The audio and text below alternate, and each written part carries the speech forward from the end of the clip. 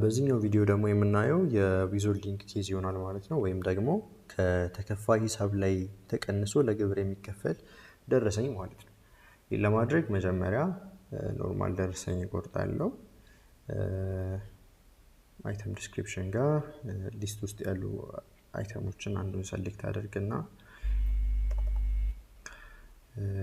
አድ አደርጋለሁ። ከዛ ዊዞልዲንግ መቁረጥ የምችለው ከድርጅት ወደ ድርጅት ወይ ደግሞ ከድርጅት ወደ መንግስት የሚደረግ ሽያጭ ጋር ብቻ ስለሆነ ቢቱቢ የሚለውን አበራና የሚገዛኝን ድርጅት ቲን ነምበር አስገብቼ ሉክአፕ አደርግና ከዛ በኋላ የድርጅቱን አይዲ ነምበር አስገባለሁ።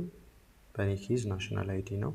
ይሄን ካደረኩ በኋላ ከላይ በስተቀኝ በኩል መጥቼ ትራንዛክሽን ዊዞልዲንግ ወይም ዊዞልዲንግ የሚለውን አበራዋለሁ። ይሄን ካደረኩ በኋላ ደረሰኙን እቆርጠዋለሁ። ስለዚህ በዚህ መንገድ እጅ በእጅ የሽያጭ ደረሰኝ ቢቱቢ ደረሰኝ ቆረጥኩኝ ማለት ነው። የገዢው የሻጩና የእቃው ዝርዝርና የታክስ ካልኩሌሽን እንዲሁም ደግሞ የዊዞልዲንግ ካልኩሌሽን እዚህ ጋር ሰርቶ ደረሰኙ ይሰጠኛል ማለት ነው። ስለዚህ በገዢው ሳይድ ገዢው ይህንን ለዚህ የሽያጭ የእጅ በእጅ ሽያጭ ደረሰኝ ለብቻ ራሱን ዴዲኬትድ የሆነ የዊዞልዲንግ ደረሰኝ ወይም ደግሞ ከተከፋይ ሂሳብ ላይ የሚቀነስ ተቀንሶ የሚሰጥን የግብር ደረሰኝ መቁረጥ ከፈለገ የዋናውን ደረሰኝ የመዝገባ ቁጥር ወይም ደግሞ አይአርኤን የምንለውን ቁጥር ኮፒ አድርጎ መውሰድ ይኖርበታል።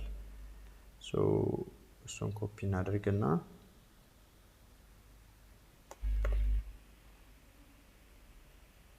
በስተቀኝ በኩል ወደ ታች ስክሮል እናደርጋለን። ከዛ እዚህ ጋር እዚህ ኢንቮይስ አይአርኤን የሚለው ጋር ኮፒ ያደረግነውን ቁጥር እናስገባለን።